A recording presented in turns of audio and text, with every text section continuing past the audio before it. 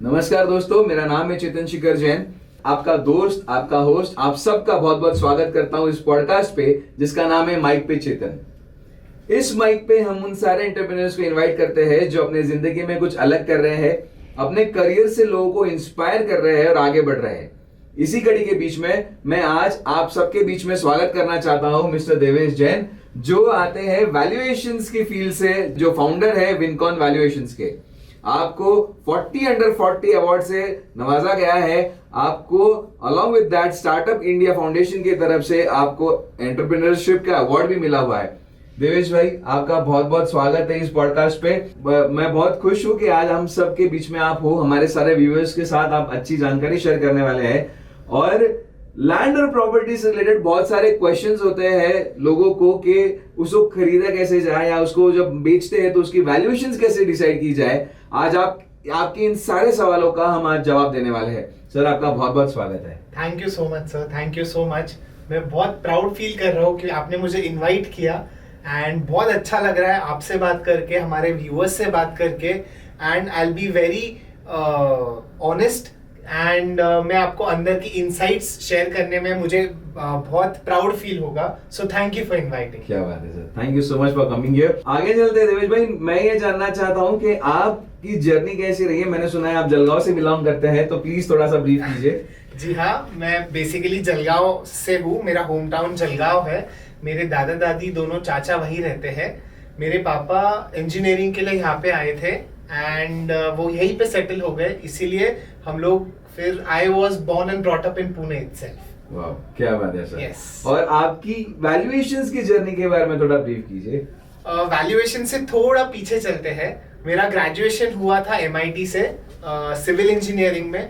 उसके बाद बिकॉज मेरे पापा का एक कंस्ट्रक्शन का काम है, तो मैंने post graduate program in family manage business, that is MBA in family manage business किया SP जैन मुंबई से। क्या बात है। उसी दौरान मुझे पता चला कि वैल्यूएशंस करके भी कुछ होता है। मुझे पता नहीं था बेसिकली होता क्या है, बट कुछ होता है, इसे पापा ने बताया था। तो उसके लिए मैंने मास्टर्स किया, मास्टर्स इन वैल्यूएशन किया एंड उसके बाद मैंने एक डिप्लोमा इन हाउसिंग लॉ किया पुणे लॉ कॉलेज से।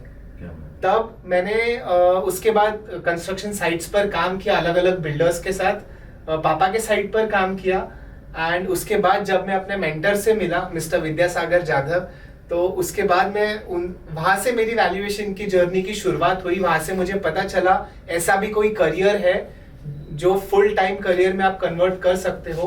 तो वहां से मेरे करियर की शुरुआत हुई। क्या बात है सर, बहुत बढ़िया। और व्यूअर्स, मैं आपको बता देना चाहता हूं कि सर ने आज तक 5000 प्लस केसेस के ऊपर काम किया गया है।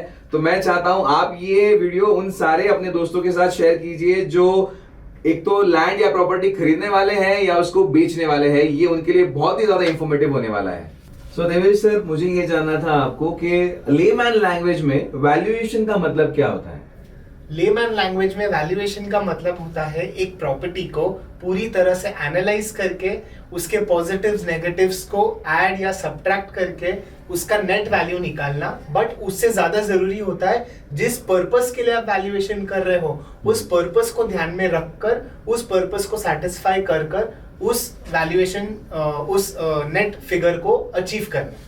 सो आपका ये कहना है कि लैंड लेते टाइम भी और बेचते टाइम भी जो पर्पसेस है उस हिसाब से वैल्यूएशन डिफर करता है। एक गोल्डन रूल होता है वैल्यूएशन में, value varies with purpose and value is a function of place, purpose and date. अच्छा, जैसे दो प्रॉपर्टीज है, तो अगर एक प्रॉपर्टी ए पार्ट में है, एक प्रॉपर्टी बी पार्ट में है, दोनों के सेम स्पेसिफिकेशंस है, but due to their locations उनका वैल्यू चेंज होगा। अच्छा। And value is a function of place, purpose and date. तो वैल्यू हमेशा डिपेंड करता है 4 फैक्टर्स पर, प्लेस, पर्पस, डेट। और 4 फैक्टर्स और होते हैं, size, time, location and age. There is a lot of ये बहुत कुछ है। लोगों को तो वैल्यूएशन ऐसा लगता है कि हाँ सिर्फ तो नॉर्मल वैल्यू करना है, दैट्स इट, एक पेपर वर्क करना है।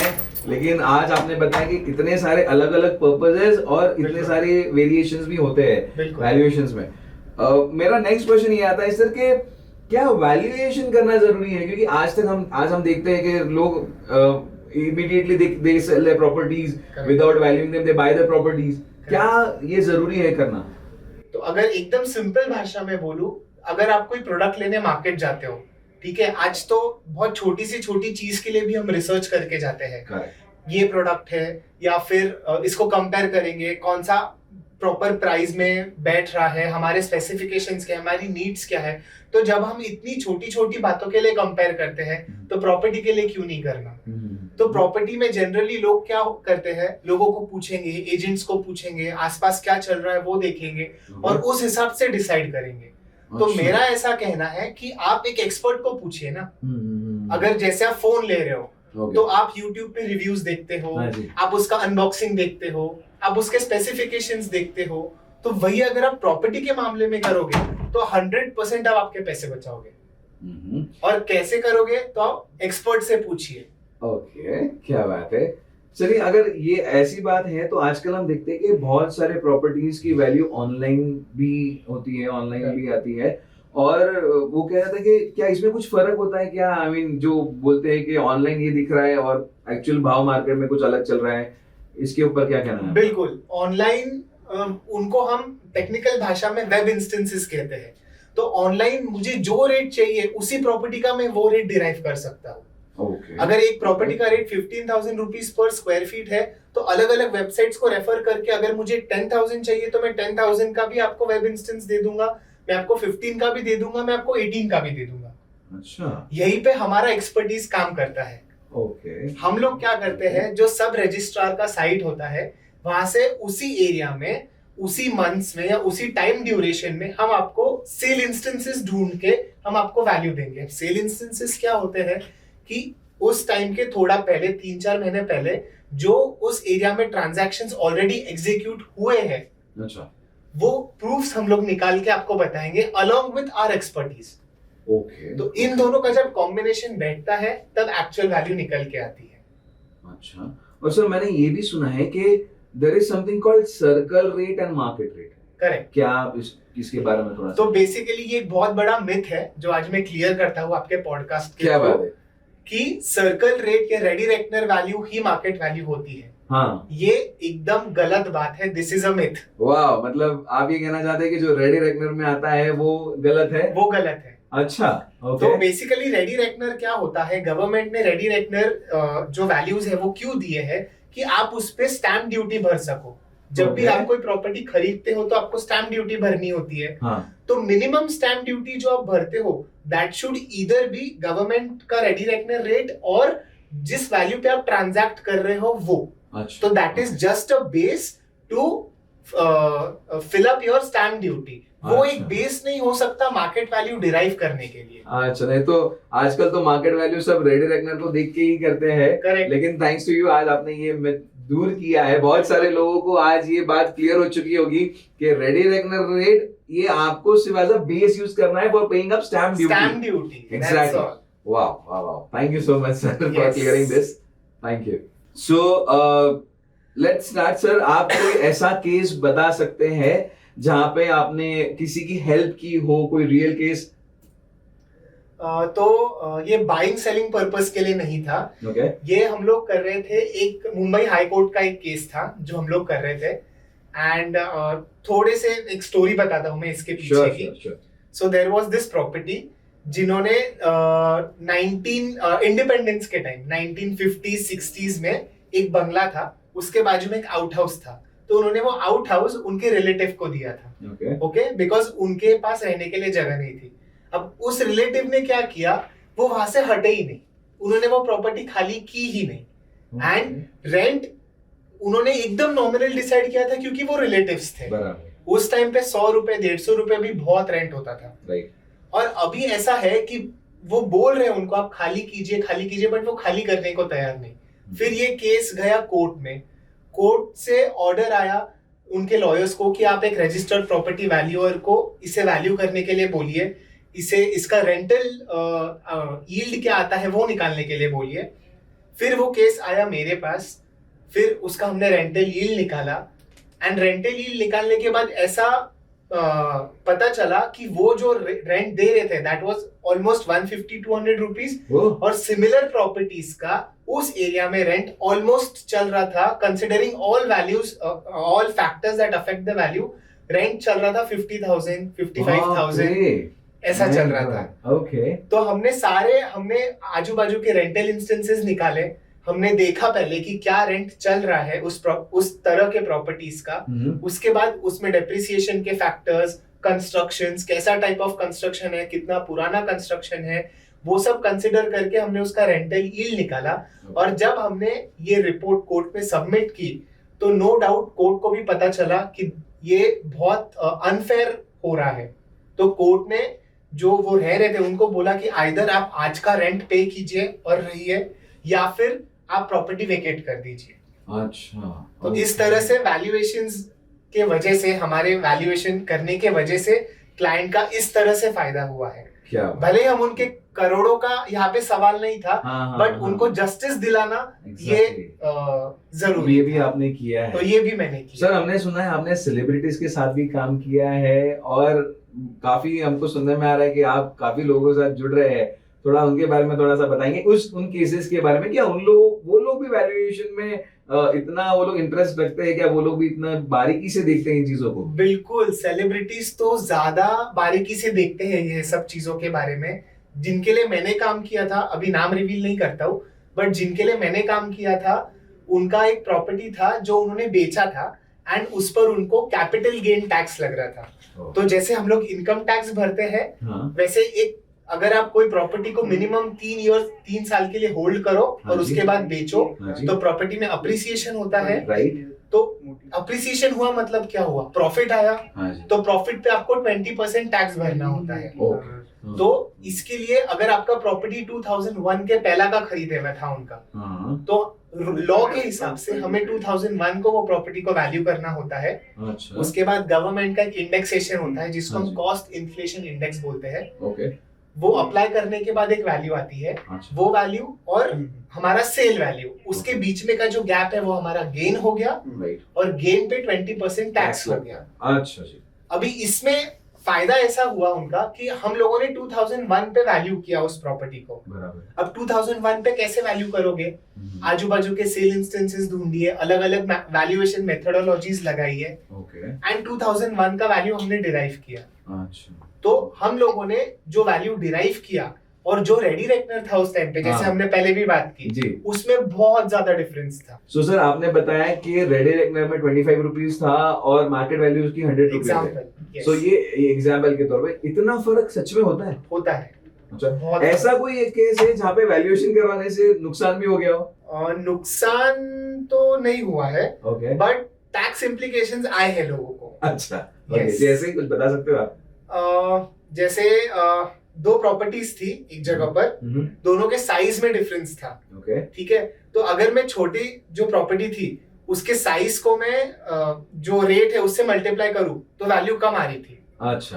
एंड जो बड़ी प्रॉपर्टी थी उसकी वैल्यू ऑब्वियसली ज्यादा आ रही थी क्योंकि साइज छोटा उसका बड़ा था। हाँ जी, हाँ जी। तो जो ओनर थे उनका ऐसा बोलना था कि आप टैक्स थोड़ा, अगर आप थोड़ा हमारा कम करवा सकते हो तो आप करवाइए, बट उसमें मैं हेल्पलेस था क्योंकि दोनों प्रॉपर्टीज आजू बाजू में थी। ओके, इस वजह से। और ऐसा कोई फनी इंस्टेंस आपने अपने करियर में कभी देखा हो, या फिर कभी किसी ने कहा कि सर थोड़ा बहुत एडजस्ट कर लीजिए हमारा टैक्स बच जाएगा, ऐसा कभी कोई इंस्टेंसेस आप शेयर करें? ऐसा रोज होता है। ऐसा रोज होता है कि सर आप थोड़ा इन्फ्लेट कर दीजिए, आप चाहिए तो थोड़े पैसे ज्यादा ले लीजिए। करवाते हैं लोग ऐसा? करवाते हैं, but I am of the opinion की certify only a value that you can justify. Right. ये मेरा एथिक्स है कि आज आप कर दोगे, बट अगर कल कुछ होता है, कल आपको कहीं फॉर एग्जांपल कोर्ट में जाना है या किसी बैंकर के सामने जाना है, अगर आप आपका सर्टिफाई किया हुआ वैल्यू जस्टिफाई ही नहीं कर सकोगे तो उसमें आपका जो रेप्यूटेशन है मार्केट में वो गिर जाएगा। क्योंकि आप आपका ही साइन किया हुआ डॉक्यूमेंट आप सर्टिफाई नहीं कर सक रहे हो। So always certify a value that you can justify. अब ये एक सवाल पूछना चाहता हूँ हमारे सारे व्यूअर्स के लिए कि अगर हमारे व्यूअर्स कभी प्रॉपर्टी खरीदने जा रहे हैं तो उन्हें कौन सी चीजों का ध्यान रखना चाहिए? अगर आप प्रॉपर्टी खरीदने जा रहे हो तो आप प्रॉपर्टी का लोकेशन देखिए, वहां से आसपास नियरनेस क्या क्या है, जैसे ट्रांसपोर्टेशन हब्स, एंटरटेनमेंट सेंटर्स, जैसे कुछ लोगों का होता है कि मुझे मंदिर नजदीकी चाहिए, ये सारे फैक्टर्स, कनेक्टिविटी कितनी अच्छी है सिटी से, या फिर आपका प्रॉपर्टी मेन रोड पे है या अंदर बाई लेन में है, तो ये सारे प्रॉपर्टीज आप देखिए। आजू बाजू का आपका एरिया कैसा है, शांत है या मार्केट प्लेस है आजू बाजू में। तो उस अगर आप रेसिडेंशियल देख रहे हो तो आप हमेशा ऐसा होता है कि अगर मैं घर जा रहा हूँ तो मुझे शांति चाहिए, मुझे पीस ऑफ माइंड चाहिए, तो मैं उस हिसाब से एक घर देखता हूँ। अगर वैसे ही मैं शॉप देख रहा हूँ, अगर कोई कमर्शियल प्रॉपर्टी देख रहा हूँ, तो मैं देखूंगा कि वो मेन रोड पे हो, उसका विजिबिलिटी ज्यादा अच्छा हो, उसका एक्सेस ज्यादा बेटर हो। तो मैं क्या प्रॉपर्टी खरीद रहा हूँ और किस पर्पज से खरीद रहा हूँ, उस पे ये सारे फैक्टर्स डिपेंड करते हैं। तो अगर मैं पुणे की बात करूं तो आप बता सकते हैं कि पुणे में कौन सा एरिया ओवर वैल्यूड है या फिर कौन सा एरिया अंडर वैल्यूड है? ओवर वैल्यूड मैं बोलूंगा Koregaon park. Okay. And under valued कुछ नहीं होता। सारे जो एरियाज होते हैं वो डेवलपिंग होते हैं। तो डेवलपिंग के हिसाब से किसी एरिया में रेट कम ज्यादा होता है, डिपेंडिंग ऑन आसपास में क्या है आपका या वो कितना डेवलप हो रहा है। बट एक तो नॉर्मल होता है या ओवर हाइप्ड होता है। ओके। और अगर जब डेवलपिंग की बात होती है तो क्या बिल्डर्स या एजेंट्स क्या रिपोर्ट्स को मैनिपुलेट करते हैं? नहीं, बिल्डर्स या एजेंट्स रिपोर्ट को मैनिपुलेट नहीं कर सकते हैं। वो प्रेशर करते हैं कि आप करो। अच्छा, ओके। क्योंकि अथॉरिटी तो हमारे पास होती है। हाँ जी, मतलब मेरा वही पूछना था कि क्या वो करवाते हैं, ऐसा कर सकते हैं? कर सकते हैं, वो करते भी है ऐसा। जिनको बहुत बार ऐसा होता है कि बैंक्स जो होती है वो मार्केट वैल्यू का 75% ही लोन देती है। Loan in the sense construction finance के लिए हो गया या फिर नॉर्मल हाउसिंग लोन के लिए भी हो गया। तो वो नॉर्मल जैसे अगर 100 रुपए आपका वैल्यू है तो आपको लोन देंगे 75 या 70 रुपीज पर ही। तो अगर 100 रुपए पे 70 दे रहे हैं तो मुझे क्लाइंट बोलेगा कि नहीं सर, आप 100 का आप 120 बताइए, मतलब कहीं ना कहीं मुझे 80-85 तक मिलेगा। अच्छा। तो एक लिमिट होती है जहां तक आप पुश कर सकते हो। उसके आगे अगर आप पुश करते हो तो इट इज वेरी डेंजरस, आपने नहीं करना चाहिए। सर मुझे ये पूछना था कि क्या वास्तु, डायरेक्शन, इन सारी चीजों का इफेक्ट वैल्यूएशन पे होता है? 100% होता है। अच्छा। क्योंकि वास्तु क्या है? Vastu is basically science. अगर आप बोलते हो कि सन ईस्ट से ऊपर आता है और वेस्ट में सेट होता है, तो उस हिसाब से अगर आपका प्रॉपर्टी है या डिजाइन किया हुआ है तो सनलाइट, हवा, ये सारी चीजें उस हिसाब से आपके घर में वेंटिलेशन वगैरह आता है। तो अगर ये एकदम ऑपोजिट रहा तो नो डाउट डार्कनेस रहेगा। उस वजह से, डार्कनेस रहने के वजह से साइंस बोलता है कि घर में एक फ्रेशनेस नहीं होता है, जिसके वजह से थोड़े झगड़े और ये सब होता है, नेगेटिव एनर्जीज आती है। तो उसका वैल्यूएशन से डायरेक्ट वो होता है, रिलेशन होता है। बिल्कुल, it is a combination of science and logic. क्या बात है sir. So valuation has also have great insights of science and logic as well sir. Absolutely. क्या बात। Thank you sir. Thank you so much. अब मैं बात करता हूँ अगर कुछ स्टूडेंट्स की जो इस वैल्यूएशन फील्ड में आना चाहते हैं, तो क्या आप बता सकते हैं कि शुरुआत कहाँ से करनी चाहिए?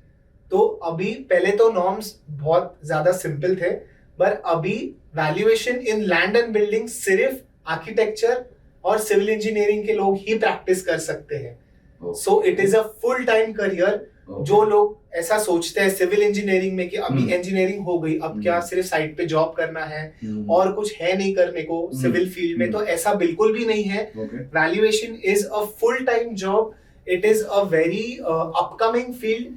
कंसल्टेंसी के तौर पे बहुत अच्छा है।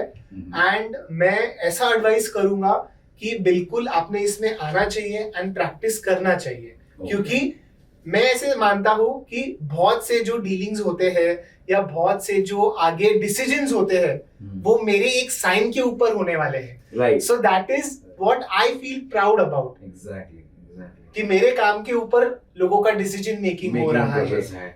और अगर कोई अगर इस फील्ड को चूज कर रहा है एज अ करियर, तो उनको बेसिक क्वालिफिकेशन जैसे आपने बताया सिविल इंजीनियरिंग ही है and architecture only two things other than that is there any specific type of license required? इसमें एक बार अगर आप इंजीनियरिंग कर लेते हो तो 4 अलग अलग रजिस्ट्रेशंस है जिनके अंदर आपको रजिस्टर करना पड़ता है।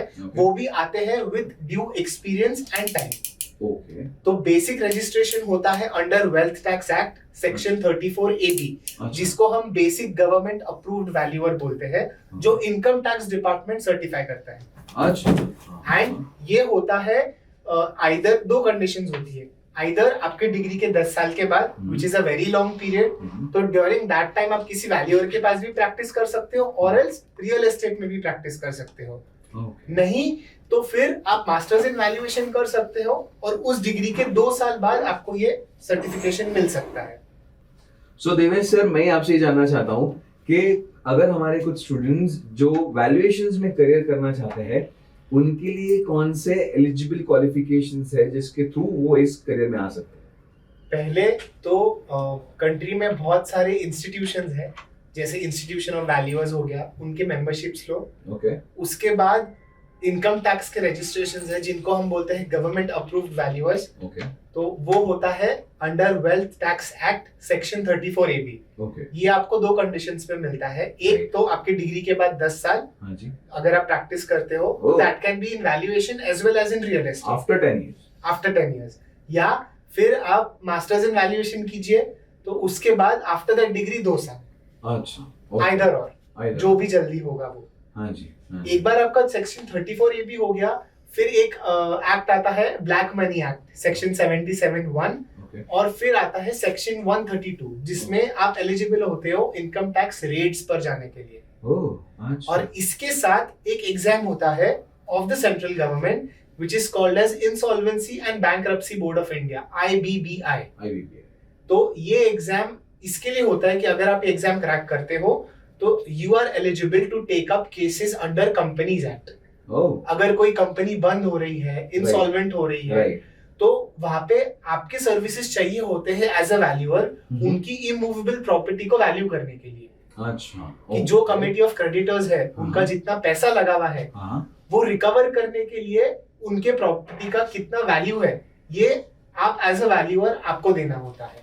Okay, okay. एंड जैसे आपने कहा कि these are the things, these are the licenses which are required. So मैं ये पूछ रहा हूँ कि valuations आपके हिसाब से क्या लगता है कितना रिवॉर्डिंग है एज अ करियर? वैल्यूएशंस तो हर एक करियर के जैसे, अगर आप उसमें कंसिस्टेंट हो, स्टार्ट में थोड़ा स्लो जाएगा, हाँ जी, थोड़ा स्लो होगा, आपको लगेगा मैं रिपीटेटिव वर्क कर रहा हूँ या कर रही हूँ, बट जैसे जैसे आप ऊपर जाते हो, जैसे जैसे आप कंसिस्टेंट होते हो, काम करते हो, तो it is a blend of experiences. मतलब आप सेलिब्रिटीज के साथ भी काम करोगे, आप बैंकर्स के साथ काम करोगे, आप हाई एंड क्लाइंट्स के साथ काम करोगे, आप हाई नेटवर्थ इंडिविजुअल्स के लिए काम करोगे, क्योंकि एक बार आप उस लेवल पे जाते हो तो जो वीआईपीज वगैरह होते हैं, उनको कंसल्टेंट्स बहुत चाहिए, अच्छे चाहिए होते हैं, स्पेशली जब बात प्रॉपर्टीज की हो। राइट। तो अगर एक बार आप उस सर्कल में जाते हो तो there is no limit to your work. क्या बात है। सो स्टूडेंट्स, आपके लिए बहुत ही इंफॉर्मेटिव ये सेशन रहा है, और आपको पता चला होगा कि कितना कुछ वैल्यूएशन इस करियर में है, और उसके बेसिक क्वालिफिकेशंस भी आपको बताए गए हैं, एज वेल एज लाइसेंसेस भी है। देवेश सर, मुझे और एक क्वेश्चन था कि आजकल आर्टिफिशियल इंटेलिजेंस का बहुत जमाना है, एआई सबके हर जगह एआई आ चुका है। बिल्कुल। आपका क्या कहना है with reference to valuation? Artificial intelligence क्या रोल प्ले कर रहा है? आर्टिफिशियल इंटेलिजेंस एक बहुत इंपॉर्टेंट रोल प्ले कर रहा है। आप एआई को आप कमांड दे सकते हो, ये करना है, वो करना है, ऐसा स्टेप्स फॉलो करने हैं, बट जो एक एक्सपर्टीज और एक इंटेग्रिटी जो एक वैल्यूअर की होती है, वो एआई फॉलो नहीं कर सकता। एआई उतना ही करेगा जितना आप उसको इंस्ट्रक्ट करोगे करने के लिए, लेकिन जो एक ह्यूमन टच होता है, वो आपको ही रहना होगा उस एंड पे। आपका भले 90% एआई काम कर देगा, बट जो 10% है वो आपका एक्सपर्टीज होगा। इसीलिए ये एक ऐसा फील्ड है जो फुल्ली रिप्लेस नहीं हो सकता है। सो सर, आपने बताया है कि रेडी रेकनर के हिसाब से 25 रुपीज रेट था और मार्केट में 100 रुपीज रेट था। मैं ये जानना चाहता हूँ कि आपने उनकी हेल्प कैसे की? क्या कुछ आप बचा पाए उनका पैसा? ऐसा कुछ हुआ? क्या हुआ? तो ये एक एग्जाम्पल था जो मैंने आपको दिया, 25 रुपीज एंड 100 रुपीज, इतना डिफरेंस था। उसमें हमने क्या किया, 2001 में हमने 2-3 मेथड्स अप्लाई करके, जैसे कंपेरेबल सेल्स हो गया उस एरिया का, उसके बाद एक मेथड होता है डेवलपमेंट मेथड, जिससे जैसे अगर फ्लैट्स हम लोग खरीदने जाए आज, तो हम लोग क्या बोलते हैं कि 15,000 रुपीज पर स्क्वायर फीट ये फ्लैट का रेट है खरीदने का। तो वो 15,000 rupees is divided into a lot of components, जैसे लैंड कंपोनेंट हो गया, कॉस्ट ऑफ कंस्ट्रक्शन हो गया, बिल्डर्स प्रॉफिट हो गया, सैंक्शन प्लान्स का वो हो गया। तो वो सब हमने उसको डिवाइड करके उसका एक लैंड कंपोनेंट निकाला, बिकॉज हमारा सब्जेक्ट प्रॉपर्टी एक लैंड था। और उसके बाद दोनों तीनों मेथड्स अप्लाई करके हमने लैंड का नेट रेट निकाला एज ऑन 2001। और जब वो रेट निकला तो जो टैक्सेशन हमने कैलकुलेट किया था उनके लिए, उसमें उनके ऑलमोस्ट 5.5 से 6 करोड़ रुपए हमने बचाए।